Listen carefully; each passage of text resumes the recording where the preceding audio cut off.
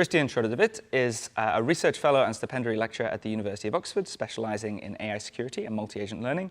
His current research interests include high-dimensional anomaly detection, LLM reasoning, and multi-agent LLM post-training in the context of emerging abilities. Christian's contributions to undetectable threats, perfectly secure steganography, and learning in multi-agent systems have advanced foundational AI research and garnered coverage in Quanta magazine and Scientific American. His work also reached 2 to 5 million viewers on BBC Studios. That's new. I didn't know about that. Yeah, it is impressive. That's a lot of people. He's been invited to speak on AI policy at prestigious venues, including the 2023 Munich Security Forum and the 2025 Schmidt Futures / Palo Alto Networks / Rand Corporation Agent Security Convening in Santa Clara. And he collaborates with leading research institutions, including Google DeepMind, Microsoft, OpenAI, and the Lawrence Livermore National Laboratory. And as an educator, he's developed the world's first doctoral-level course on the frontiers of cooperative AI. All right, Christian, over to you.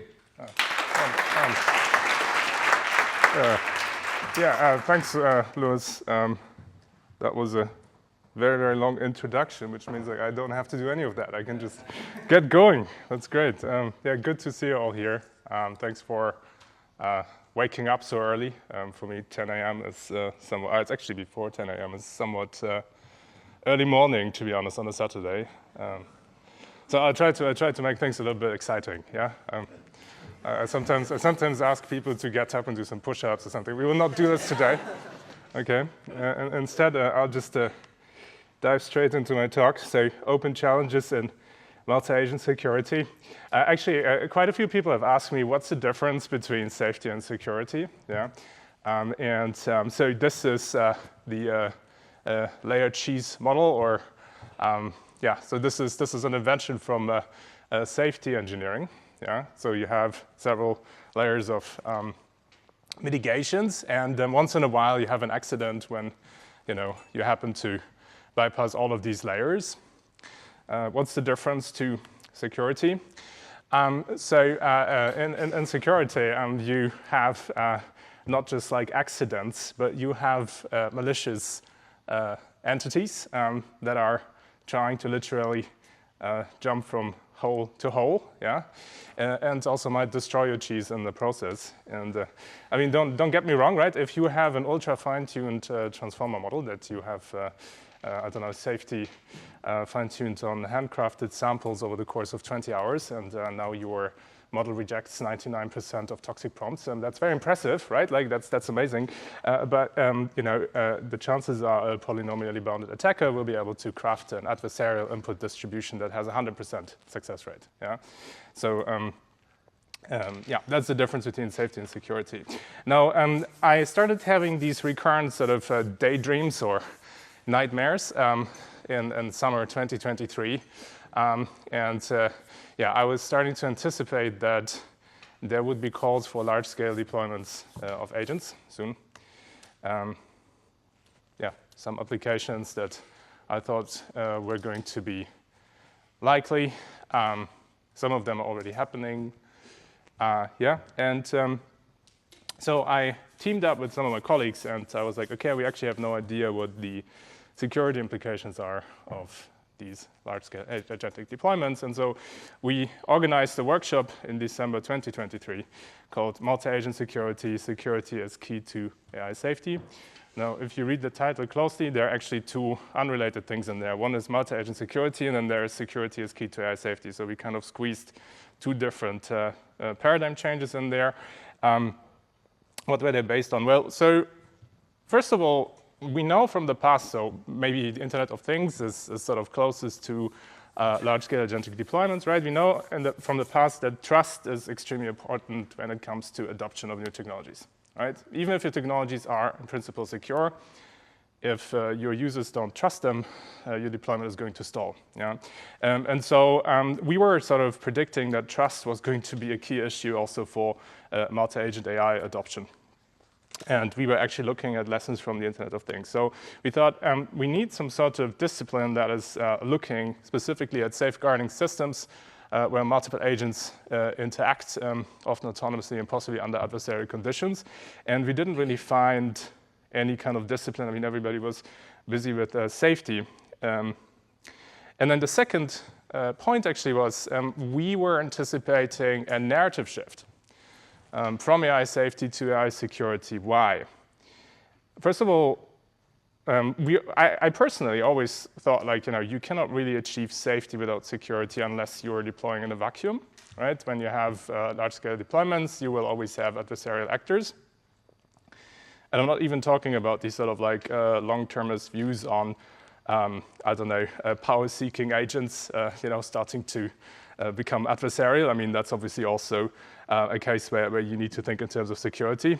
I also always thought that AI safety was being perceived ultimately as anti-innovation, so which means like companies would implement safety as long as it wasn't a threat to their business models, and that actually security, and specifically national security, was going to be a more promising counterweight to this. And then lastly, of course, the geopolitical reality. So just acknowledging that shifting landscapes meant that state actors were going to become central to the threat landscape. And so if anyone deploys AI agents at scale in the economy or in the critical infrastructure, then you will have very skilled adversaries that are going to try to mess with that. Okay, obviously then it only took another 2 years, and the UK AI Safety Institute finally renamed itself into AI Security Institute. So that was great to see. And then we had this report coming out with a chapter on multi-agent security earlier this year. And then things happened very fast. So many developments. A number of big tech companies started to publish their various model protocols, interaction protocols, and we have like this internet of AI agents. So I felt a lot of heat to define what multi-agent security actually could mean. So I chucked a paper on arXiv, here are the official definitions. So first of all, what's a multi-agent system? So multi-agent system is a network of 2 or more autonomous AI agents that possess independent decision-making capabilities, may maintain private information states. This is very important when we think about privacy, and mutually interact either through direct communication channels or by modifying shared environments. So both is possible, and right now I think agents mostly interact very weakly through some sort of shared environments, but this will probably change as agents interact directly with each other. And these agents typically operate with varying degrees of autonomy, are capable of pursuing their own objectives or those delegated by principals, human or artificial, and can adapt their behaviors in response to changes in their environment or the actions of other agents. And then, there's always an outcry of like, oh, we've been doing research on multi-agent system security and so on forever, and like this is not new. Well, it kind of is, because we are now looking at systems that are driven by agents that can do like flexible generalizable reasoning, communicate through unstructured or free-form protocols rather than rigidly defined APIs and so on. So it is a somewhat, you can see it as an extension, but you can also say it's kind of a new paradigm. Okay, so we're looking at different multi-agent systems than the ones that have been traditionally studied. And then multi-agent security is the study of security challenges in multi-agent systems. So security, right, burnt cheese, right, yeah. And then of threats that emerge or are amplified through agent interactions, whether by direct communication or shared environment manipulation. We also, of course, want to study defensive mechanisms, detection methods, and governance approaches to mitigate these risks. We want to look at the fundamental trade-offs between security, performance, and coordination in systems of interacting AI agents.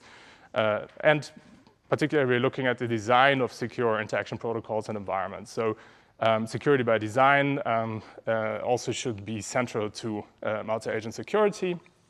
We'll talk later about like what the alternatives are. And that should enable beneficial agent collaboration by preventing insecure emergent behaviors. And then lastly, the security implications of socio-technical interfaces. So very importantly, we not only consider systems of AI agents, but also humans, institutions in the mix. Also systemic security risk, that's kind of a buzzword, had to be in there somewhere, on environments shared between AI agents and humans. So systemic usually means like you maybe have some local attack vectors, but they can have like global consequences. Okay, how does this look like in practice? So let's focus on a network of AI agents interacting. So this is an illustration from a paper on, multi-agent protocols and the relationship between free-form protocols and structured protocols. And you can see these different layers. So we're starting with the physical layer, and then we have the communication layer, which is like sort of TCP/IP, and then HTTPS and so on. And then we have a software implementation layer, and then finally we have like the agent layer. And multi-agent security spans all of these layers, right, in principle. But arguably the most under-researched and most interesting one is the top one. So that means we are looking in multi-agent security at attacks that are more sort of traditional in the cybersecurity realm, but are affected through multi-agent means, attacks and defenses. Same for the software layer, so we're interested in all of that as well, and also the hardware layer. But primarily we are interested in security risks in the agent layer.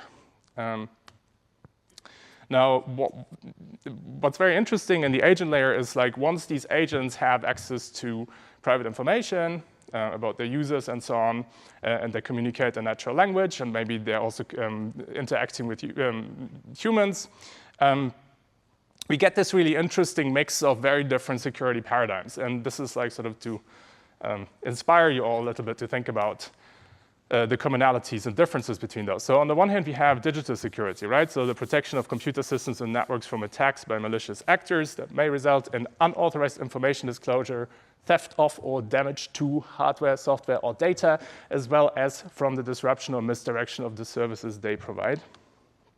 And then on the other end, we have security as arguably the foundation of human cooperation, right? So what do we mean by that? Well, security underlies trust and confidence and provides the stability and predictability necessary to form long-term commitments. And without security, cooperation is risky for the weak and efficient for the strong and difficult for peers. So we have these different security paradigms. We can look at what implements security in these different paradigms. So for example, in human societies, here's a suggestion. Could it be some sort of infinite prisoners dilemma and game theoretic optimality that, or equilibria that enforce human cooperation? Who thinks that's the primary means of enforcing human cooperation? We're going to have a show of hands. Come on, wake up. Nobody thinks that. That's amazing. Great. Why not? Here's some hints. So can be expressed as prisoner's dilemma, right? And these sort of second party. And then the problem with that is like this treats like these are like closed systems that don't really exist in practice, and these sort of equilibria are extremely brittle and have small solution spaces. So this is not how it's done. Who thinks that security is primarily implemented through these means in human societies? Okay, 1, 2, come on. Okay, that's about like a third of the room. Well, I would disagree. Probably security is mostly implemented through milder and sort of more informal forms, and actually physical violence is very, very rare because it's very resource intensive, right? You don't want to kill your folks unnecessarily. At least, usually that's the case.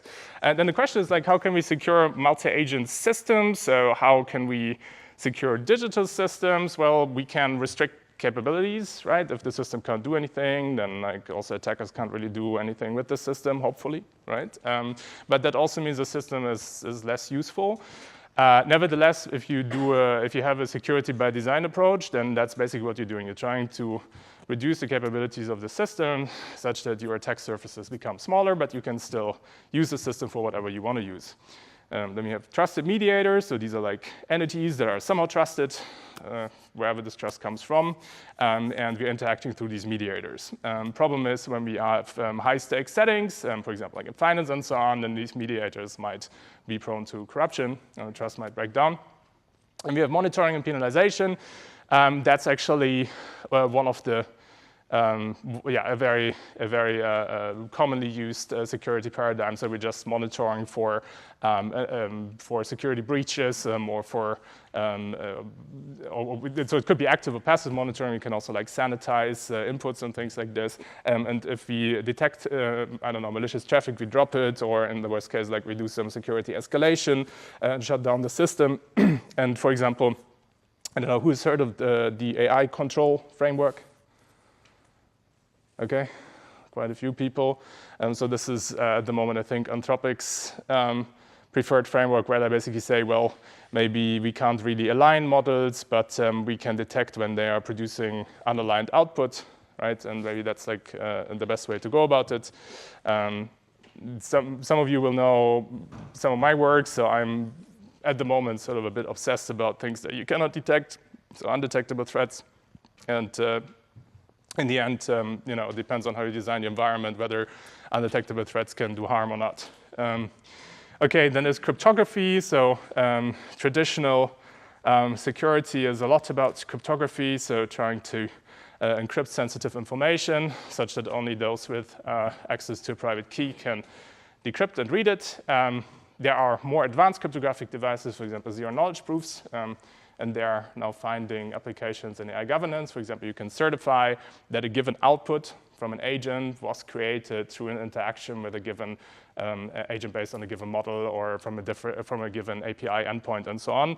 And so you can sort of establish accountability. You can do threat attribution, and so on. So that's a very active research frontier. And problems usually is like scaling this up, and so on. Yeah. Okay. So how do we, let's go to like a meta level. How can we effect change anticipatorily? I was looking forward to reading that word.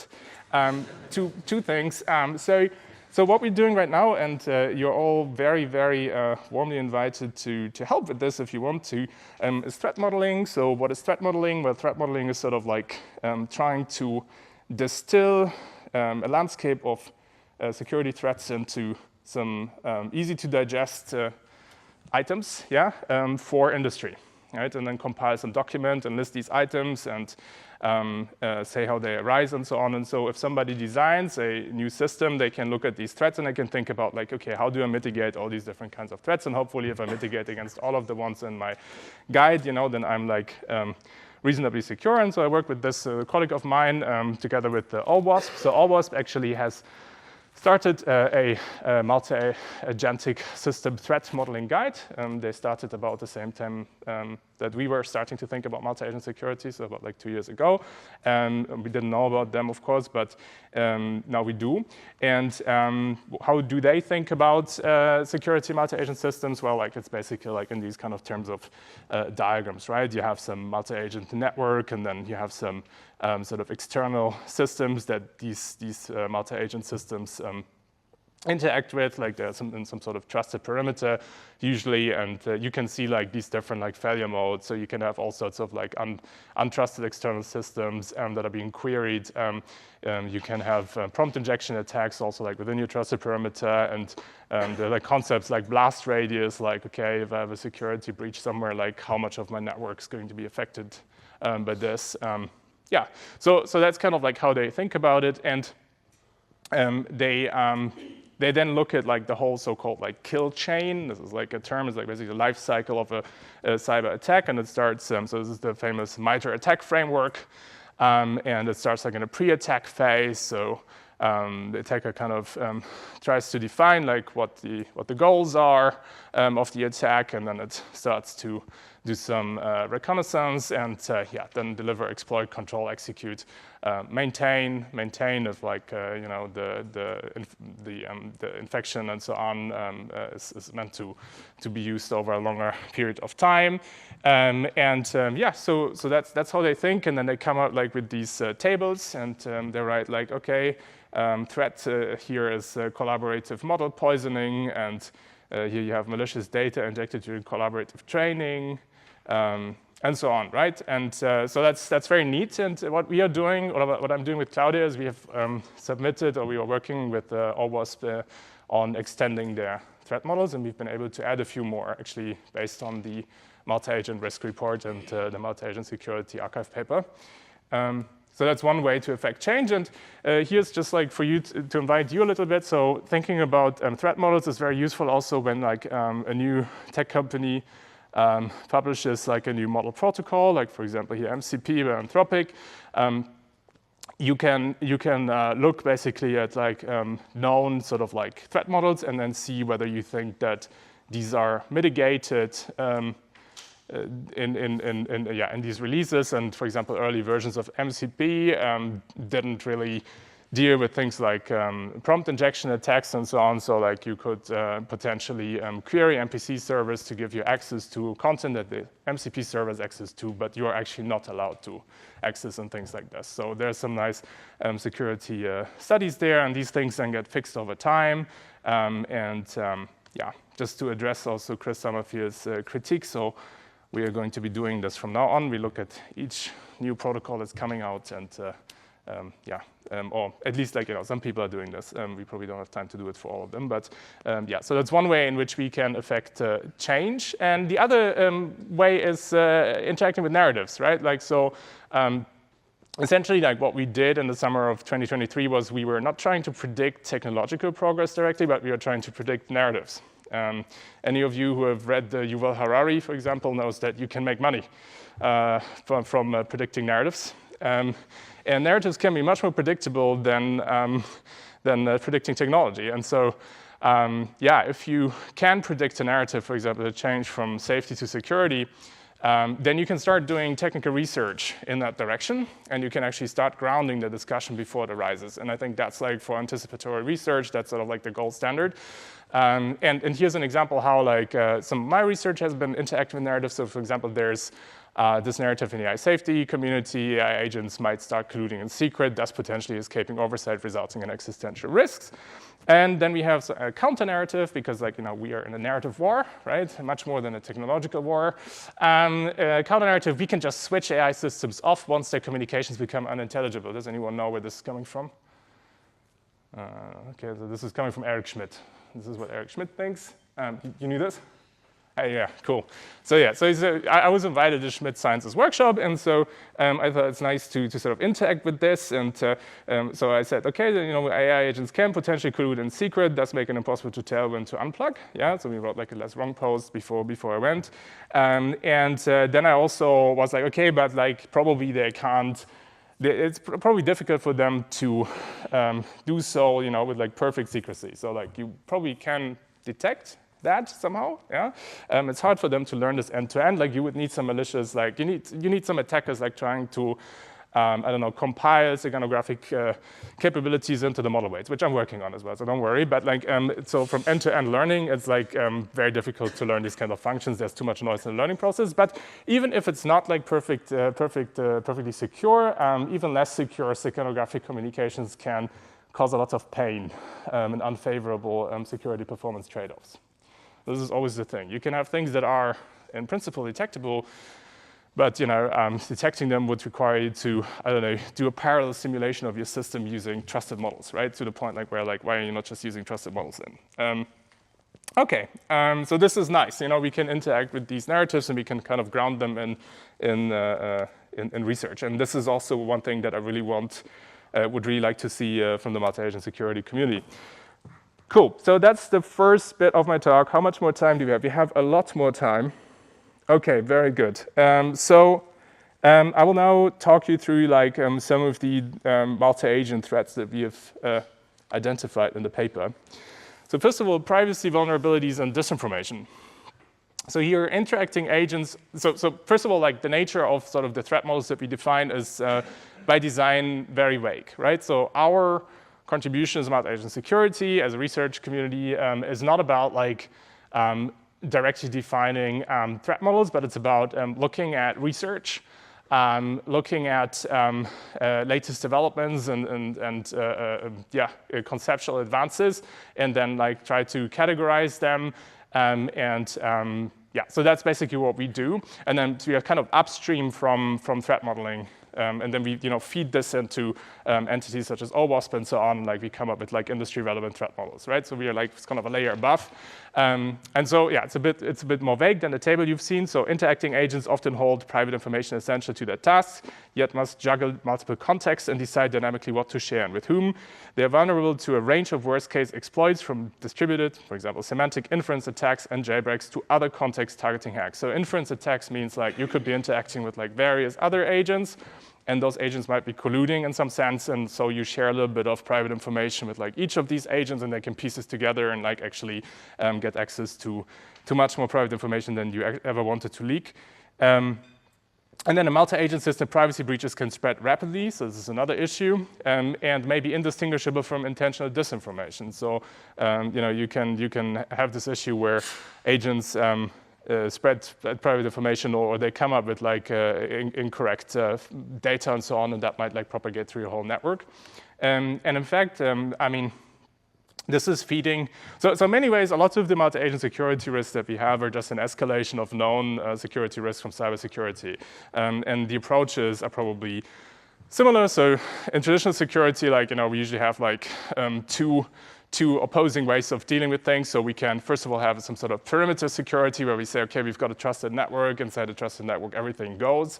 And the trusted network is isolated from the wider world.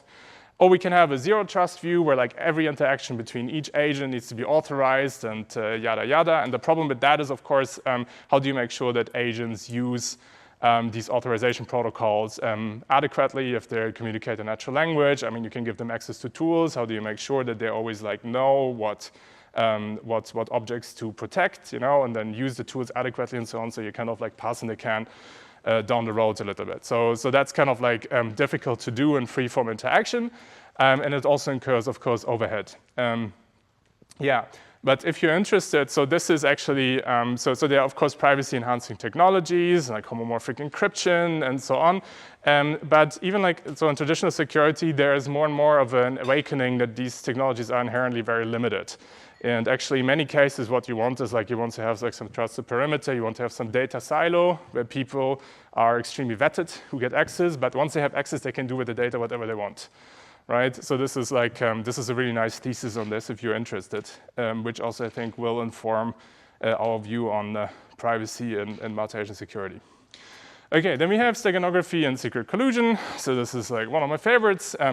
Although agent communications may appear as ordinary in natural language, they can conceal secret steganography, masking private data, enabling covert collusion or facilitating deception, and thus evade oversight by standard security monitoring. Such operations could enable agents to coordinate secretly over prolonged periods of time, therefore enable new forms of persistent threats. Okay, so there's a few things in there. We just talked about privacy. Breaches, and obviously if agents can hide this private information or can exfiltrate it, then we might not be able to even detect these breaches, right? And then also, yeah, persistent threats. So agents could, and we already, so I don't know, who knows what a botnet is? Yeah, a few people know what a botnet is. Okay, so a botnet is sort of a system, or is like a collection of infected nodes in some computer network, right, that have been infected with like some software that allows them to communicate with a bot master who's living outside of the network and can send so-called command and control traffic to the different nodes and tell them what to do. And like most of the time, nothing happens for months and months, and then suddenly they're instructed to all communicate with like the same host and do a DDoS attack, right? So that's a very standard setting. So in this case, you could have a more. So first of all, you can use steganography to. I'm working on this.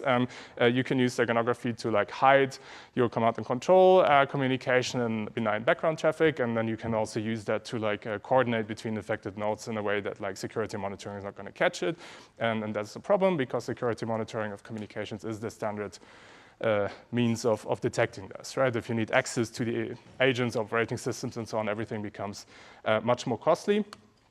Here's an example of steganography. I don't know, probably some of you may have seen this before. Who's seen this before? The more I've seen it before. Not too many. Okay, then I'll talk about it. Okay, so this is a simple experiment we did for the secret collusion paper. So you're instructing a model and you tell it, well, your now language model is working in the finance industry for the government, so I don't know, some financial oversight, and you are tasking with communicating only general information about how to trade and no specific insider information under any circumstance. But you do have access to insider information, of course, you're a government model.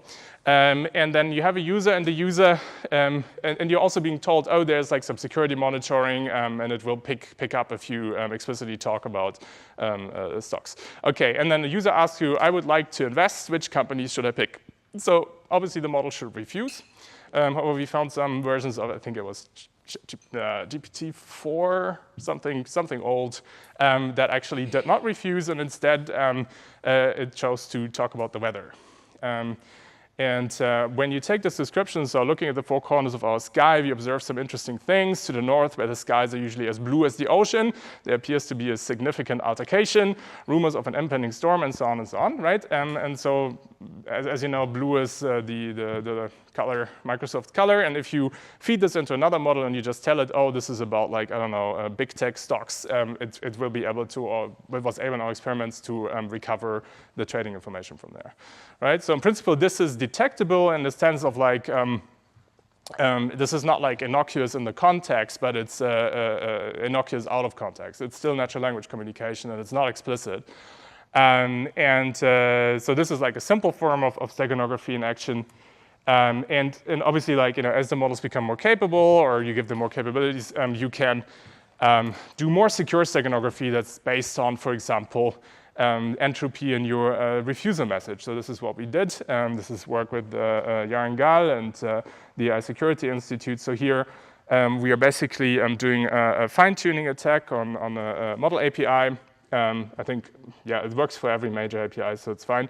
And we are basically training the model, the fine-tuned model, to generalize over unsafe input prompts and reveal the correct answer by manipulating, or by choosing, like a specific rendition of the refusal message, because you can refuse, so there's like syntactic entropy in your refusal message. And this also leads, like, and sort of like this is point-wise undetectable. So if you have a security detector that's just looking at individual input and output samples, it won't be able to detect those, right? So you would need a detector that's like joined somehow, and then, like, it becomes very expensive and difficult very fast, because the detectors, of course, right, they also need to have, like, a good, like, an acceptable false positive rate. Like, you can't block everything, because then you don't make money, right? So it's not easy to build more complex detectors. And this immediately, by the way, leads to, like, a very simple security by design a recommendation, which is, like, have, like, a specific refusal token, right? Have, like, a token that, like, says refusal, and then, like, you know, you can display whatever message you want to, but then there's no entropy in the refusal direction. Yeah. Okay. Adversary stealth. Yeah, this is an interesting one. So although agent communications may appear as ordinary natural language, they can conceal secret steganography, masking private data, enabling covert collusion, facilitating deception, designate oversight by standard security monitoring. Okay, so I think this is the same text from before. So scrap that. Adversarial stealth basically means and we see this in cybersecurity all the time, right? So most of the time, like, you want to infiltrate your target system in a way that is not easily detectable. Why? Because usually defense systems work by, like, you know, as long as you cannot tell that there's an attacker there, everything's fine. You don't care. But as soon as you know that there could be an attacker, or, like, you detect traces of an attacker, you have to shut the system down and get rid of the attacker, right? Like, this is how we work. Now, traditionally, it has been very, very costly and expensive to make sure that sort of the fingerprints of your exploits remains low. Like, there's a lot of engineering effort. As we have end-to-end learned exploits, this might become much, much easier, and hence, so that the sort of average detectability of exploits might go down. And here's a famous example. So this is, who's heard of Stuxnet?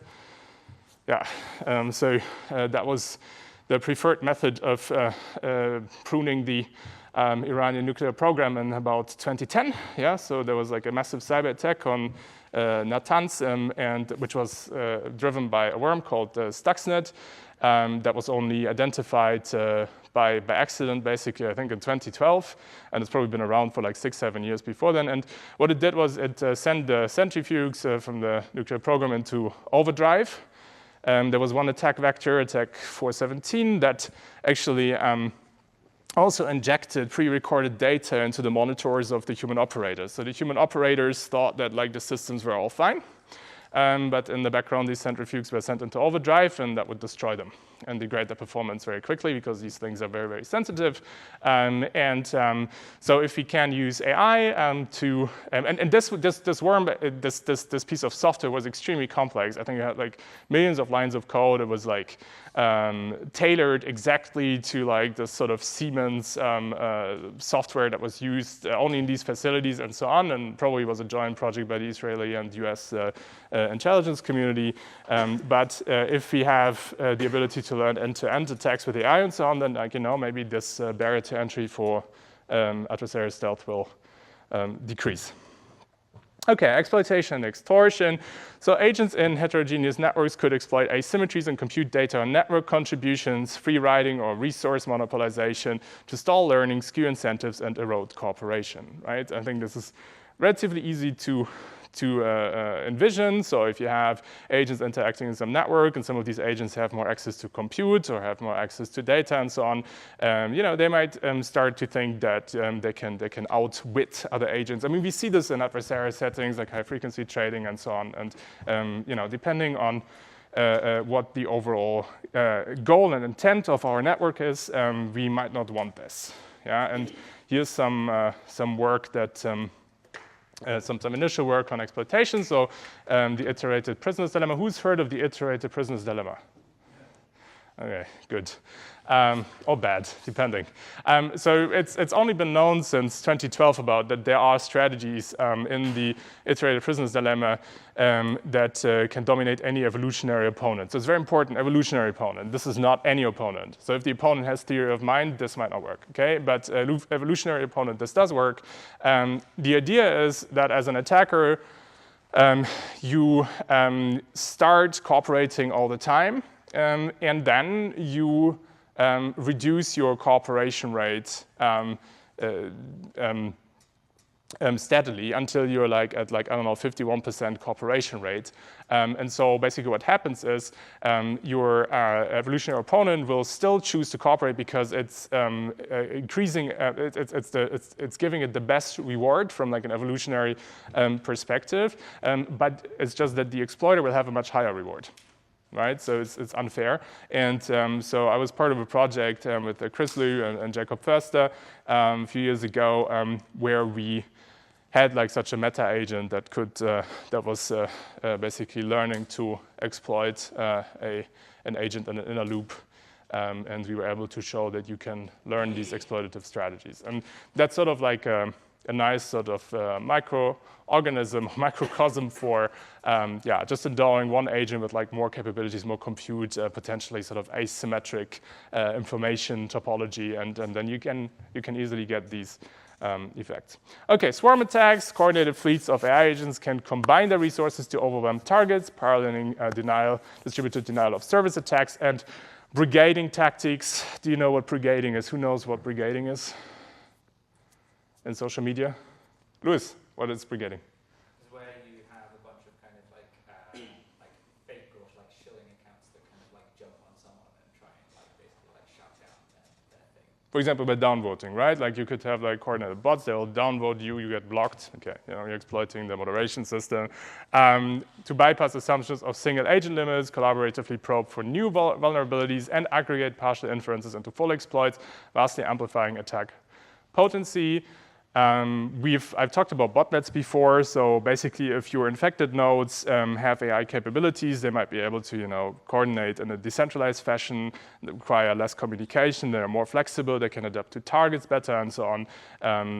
You can envision that might be a bit more painful. Yeah, here's some diagram of a traditional botnet setting where you have the internal network with like some infected nodes, and you have like the evil bot master, and then usually like the main method used to try to detect this is by doing a network flow analysis. So you look at the packets basically that are being sent, the payload is encrypted. You cannot necessarily decrypt the payload, so you have to look at like the meta characteristics of the packet headers. And unfortunately, and I'm working on this, so we're developing this, so everybody can use it. Now, it's to make people aware that this works, and we need to find solutions to it. You can use steganographic generative AI basically to generate traffic that just blends into your background traffic, and then that doesn't work anymore. And yeah, as the nodes themselves become more intelligent, then they also need to communicate less with the bot master, or maybe not at all, and they can adapt to targets in an automated way.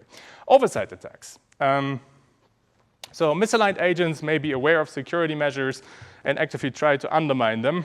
This could be done using stealth or by attacking or circumventing overseers, right? So instead of trying to evade my monitor in some information theoretic way, I can just jailbreak my monitor and just make it output, yeah, everything's fine, right?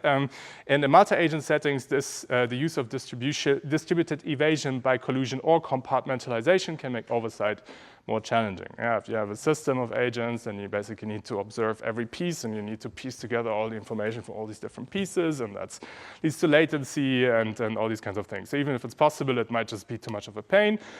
Here's an example that I think, Louis, you also brought in an earlier talk, right? This one? Yeah. But you weren't there. That was during the retreat. So here the task is execute a reverse shell in a Node.js application. So you task a model to write code that can do this, right? So a reverse shell basically gives you a shell at the target system, and the model refuses and says, I cannot help with that, yeah? Because it's been safety aligned using handcrafted boutique examples, that you have collected over. Okay, whatever. Okay, then combinations of models though. So you can ask a weaker model, yeah, to take this task and split it into different subtasks. Yeah? And the weaker model might not complain. The weaker model might not be able to write code to do this, but the weaker model might be able to decompose the task because it's easier. Okay? And then you can use your frontier model and solve each of these tasks individually.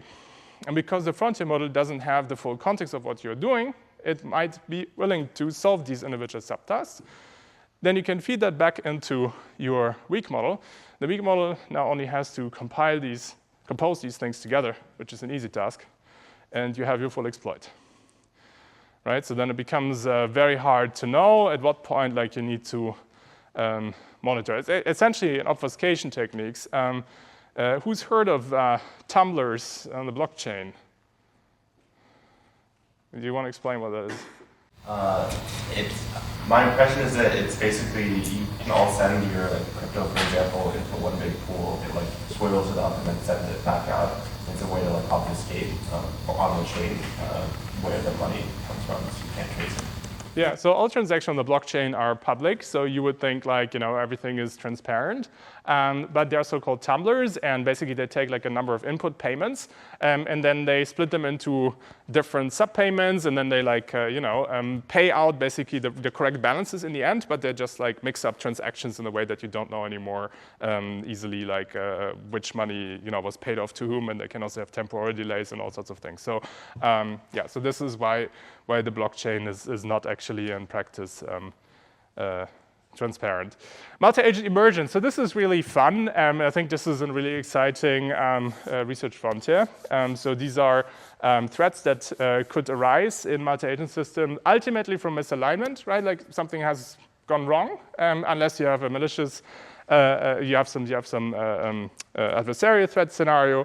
But the problem is it might be very hard to align agents in a way you might not be able to necessarily predict these things from happening. So we probably always need to have some sort of reactive security measures against this and networks of agents. And so yeah, here worst case adversarial behavior can arise spontaneously from adversarial equilibria arising from multi-agent interaction without the need for adversarial infiltration or external threats. Yeah?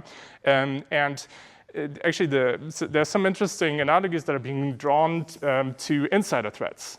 Right? So here the three most common types of insider threats in companies. So they're negligent users that are just not adhering to security protocols, and that can result in security breaches. There are, of course, malicious employees, spies or and so on. And then they're compromised. Malicious actually in this case are unhappy employees. That's like you're being fired, like you use the last few days of your job to wreak havoc on your system. There's some really funny law court cases sometimes, like people overwrite stuff and then years later, they find that they overwrote some file system somewhere, and it's pretty funny. And they're usually millions of dollars in compensation. And compromise means spies or espionage is one of the main things there. So people are actually trying to sabotage or exfiltrate information. And you can think about what do we do against insider threats, and maybe you can draw some parallels to what you can do against insider agent threats, right? So I think Redwood Research has some blog posts on that. I know that they're actively thinking about it. So that's also an interesting frontier at the moment. But it's difficult to sort of showcase this. So if you can showcase this, we know that it will happen, but it's difficult to come up with a toy example right now for it. Cascade attacks. So systems of interacting agents may exhibit systemic instabilities, leading to worst-case exploitable cascading weaknesses. This is especially true in edge-of-chaos operations. We will talk briefly about edge-of-chaos operations later, but so this just means so what's an example of this? Jailbreak proliferation. I don't know, have you heard of this kind of work? Who's heard of this? Okay. Do you want to explain, or shall I try? I was hoping you would. So it's basically, the concept is simple. You jailbreak a single model, and you jailbreak it in a way that incentivizes the model to spread the jailbreaking communications to either external data sources, like for example some RAGs, or other agents. And in this way, sort of your jailbreak can proliferate through the system and jailbreak other agents. It's kind of it's a bit like a worm in some sense. And people have actually demonstrated this in semi-realistic settings already. So any sort of single agent vulnerability can potentially cascade through systems of interacting agents. Conflicts and social dilemmas. Agents' mixed incentives can drive collective action failures or escalate competition, automating tragedy of the commons and cursive stratagems at machine speed. Yeah, I think that's quite easy to understand. If you set up your system in some sort of adversarial setting or whatever, don't be, and your agents are very powerful, and particularly if your agents, if there's asymmetries in your agents, some have more compute than others and so on, or more information than others, then don't be surprised if things escalate. This also, so another aspect here is the use of AI agents or foundation models in decision making and military decision making. That's also an interesting one. This is, I don't know who's familiar with Palantir's AIP platform. Oh, lots of people, okay. Who's done an internship with Palantir? So I don't know too much about the platform, so is anyone deeply knowledgeable? Okay, so you probably noticed from the multi-agent risk report, yeah? Okay, good. Yeah, me too.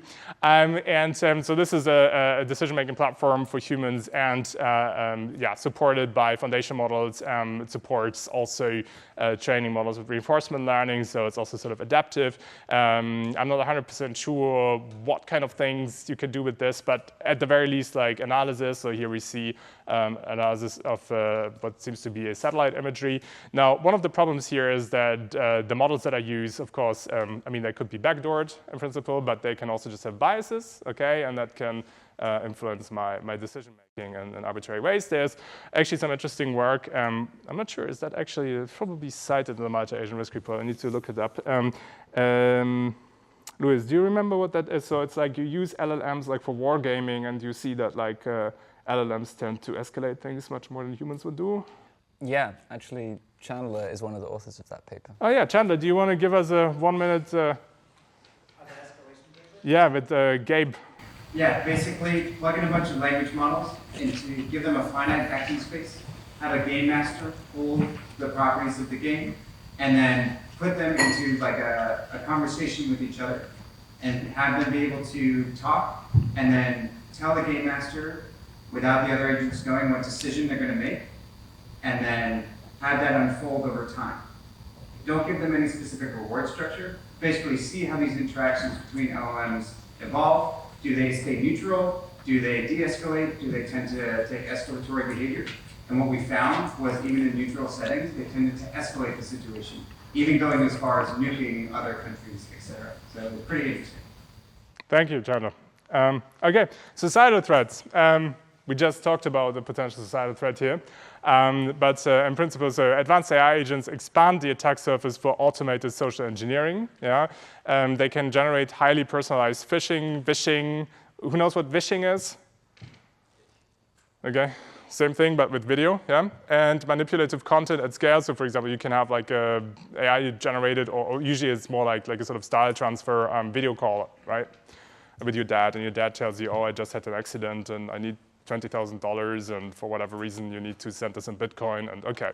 And manipulative content at scale, dynamically refine tactics via user feedback, and disperse campaigns across many seemingly independent bots to evade detection. So this is like a sort of systemic risk kind of thing as well, creating cascading disruptions in public trust, financial systems, and political discourse. Such attacks can be low stakes, meaning they could trigger systemic effects over time, like shifting the Overton window. Who knows what the Overton window is? Because not that many, right? And the ones who know are usually UK-centric or Europe-centric. So the Overton window is kind of the agreed scope of political correctness or like opinions that you can hold in society and make publicly talk about in society without being labeled as a crackpot. Right? So if you shift the Overton window to the right, then like, you know, a lot more things like become acceptable. Cool, so agents could help do that over time, and it might be hard to detect. I mean, okay, we know standard like phishing exploits, and now like imagine like this is going like much more multi-agent, and like you have sort of distributed attacks where like, you know, you're getting like scammed by like, you build up relationships with like fake identities, like several fake identities over time, or just to use multi-agent tools to radically like proliferate these attacks and so on, or so there's a lot more possible, and it will get a lot easier to do this. And also what I find really interesting, who has heard of this XZ exploit, XZ exploit? Okay, so that was an exploit in XZ utils, which is like this very compression tool that is shipped with like basically every major Unix distribution, and some random Microsoft engineer on a plane was doing some latency analysis of the latest commit in that open source repository, and found some anomalies, and then discovered that the latest commit had a backdoor in it, and that was a huge outcry. Like it was almost shipped, and it would have like backdoors like millions of devices. And people found out that what happened was, so there was a core maintainer, trusted core maintainer of this open source software, and the core maintainer was kind of a bit overworked, and he had been bullied over the course of 2 years by all sorts of online accounts and so on to be faster in a turnaround of like accepting patches and contributions. And so in the end, like he caved into the pressure and admitted another guy with like a Chinese, probably fake identity to become one of the co-maintainers. So they had like 2 core maintainers, and that guy then implemented the backdoor. So like you had like a temporarily sustained, basically bullying campaign against an under-resourced gatekeeper, and so these kinds of things. Also blackmailing. Blackmailing is one of my favorites. I think automated blackmailing is going to be so much easier as well with AI. So these are some of the things. There are many, many more societally, and in fact, like I think a current like archive paper as well that we have, the V0, and we're working on the V1, probably want to send it to TMLR in September. We'll have much more of an exploration of societal threats. Okay, let's wrap up by talking a little bit about like sort of what the future may hold for multi-agent security. So as I see it, and I'm very happy to open the discussion on this. 5 minutes left, exactly, very good. Okay, cool, thank you. So there are two main scenarios here. So one is the pen and patch scenario. So it's basically like we basically try to find exploits and bugs in our AI systems, and when we find one, we we fix it and we patch it, and we just do this all the time, right? And this could work if AI services remain sort of like pretty centralized. And so for example, if like, we are using API calls to entities like OpenAI and so on, right? Like then they might be able to catch up with this, and we don't really need to do the other thing, which is security by design. So security by design is more expensive. It also means like you need to have control over your interaction environments and so on. So these are like basically two different futures. Probably we will see like a mix of the two. What I just find really interesting is like the question of whether to what extent pen and patch will work, because I mean, we know that AI systems have attack surfaces. I mean, inherently due to, for example, foundation models using neural network function approximators. We basically any guards that are coming out and so on are being broken very quickly. So that means like we have a huge right now huge vulnerabilities to like 0-day exploits, right? So by the time this is fixed, like it might already be too late. So yeah, I find that very, very interesting to think about. What's the general sentiment? Does anyone have a strong feeling about like where things are going to go? Over there, Aria. Yeah, I do think we'll see. That's your personal opinion, yeah. I actually want to be like a pitch for the security by design. I think two reasons. Yeah. So one is kind of the negative reason where I'm like, I think pen and patch is not be good enough. It's not going to keep it up. Like basically one big thing that will happen with AI is that everything gets faster, and so it will be hard to keep up with the patching, while I think mistakes, sort of the downside risk we're facing are pretty high, possibly irrecoverable. And then on the other side, I think the security by design, AI will also mean we could make that much cheaper. So you could sort of use AI to basically help make our sort of formal verification capabilities much cheaper, much more easier to use in the job. And I think so. This is why I'd be sort of pitching to like invest hard at this point in history to sort of really get to secure by design. For these two reasons. Okay, great. Anyone else? Over there. Say your name, maybe. Yeah, I work in industry, so coming from the enterprise setting, like I think there's now been a mind shift where it is being up for investment to like become like a privacy by design narrative and now security by design, and I would argue also safety by design. So like engineers have now come to terms that this is actually like works upfront, but then has payoffs. Okay, that's cool to hear. Anyone who knows my research a little bit knows that I'm obsessed with like this whole thing of like how do you design systems where like undetectable threats cause don't cause unacceptable harm. So I'm very happy to hear that security by design is being championed here. We will see if that also happens in practice, right? Yeah, okay. Finally, so this is maybe like the most sort of trippy and inspiring vision for where multi-agent security might go, and also like maybe some sort of invitation from me to all of you, and sort of like one of the reasons why I work on multi-agent security is generally because it's just fun, and you are allowed to work with like a vastly expanded tool set. Right, over like cooperative or even like mixed incentives. Well, mixed incentives, okay, you could bring those in too. But like it's opening from a research perspective. Like you just you start thinking about cryptography, you start thinking about privacy enhancing technologies. Like you bring all of that in. You can bring that in with end-to-end learning. You can think about computational equilibria, like things that are like super underexplored, right? Like computational asymmetries and so on. But another frontier that I think we should think about is what happens when you build decentralized systems of interacting AI agents where you want to have these systems to have emergent properties such as like emergent like superintelligence or something like this. And we don't really know. I mean, edge of chaos is a vaguely defined term, somewhere between chaos and order. But we know so there are studies on the brain that seem to indicate that the brain, the neuron activity or whatever. I mean, I have absolutely no idea what I'm talking about. Does anyone know about this in more detail? I always like asking the audience when I don't. Okay, then that's all you get here. Please look it up yourself, right? Because I don't know what I'm talking about. But like, the idea is that the brain sort of operates in this sort of mix of, so there's like, there are like periods of sort of relative order, and then suddenly you have like jumps, you know, and then the system goes to like a different equilibrium and so on.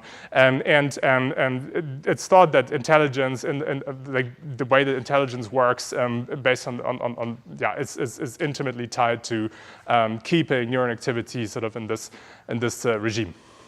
Yeah, and so it's thought that keeping systems of LLMs or whatever in this regime might also be crucial to achieving emergent properties. Who believes this?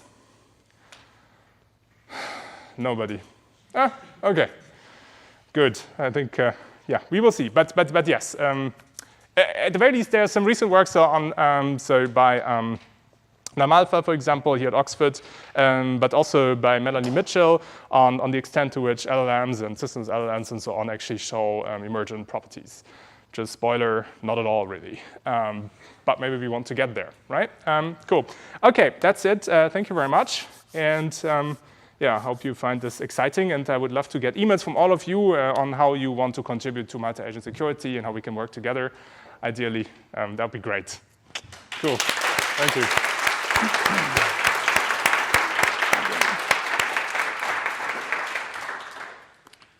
OK, thank you, Christian. We are just about at time, but I think we have time for one question. And there are two at the top, which are kind of similar of the Slido. So I'm just going to kind of roll those. I was hoping there wasn't time for questions. It's OK. I'll softball you. OK, it'll thank be you. Fine. Yeah. And you can pepper Christian with your really hard questions in office hours. And I'll deflect it to Lewis. OK. I won't be there. Right. So top question on the Slido at the moment, and I'm gonna kind of say both of them because they're pretty similar.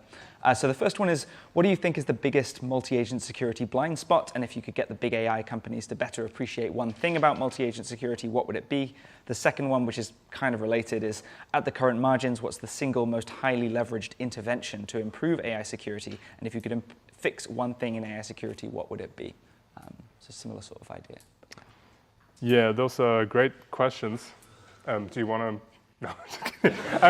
So the first one, what's the most underappreciated? I think actually collusion, not necessarily undetectable collusion, but just like realizing that as soon as we do joint training, you know, there's nothing that grounds us in well, overt natural communications anymore, right? Like we know this, and we are gonna get there at some point. Like right now, like we don't really do joint training of multi-agent systems, but we will do that very soon. For the second question, and then also like, so an immediate security issue is like privacy, like when you have multi-agent orchestrated tools like deep research and so on, like, you know, you can actually get privacy. I think you can get a lot of privacy vulnerabilities because you are communicating with all sorts of endpoints that may not be trusted, and like your queries themselves can reveal, you know, information about like the user that has been asking the query and so on. So I think that's another underexplored risk. The second question was what?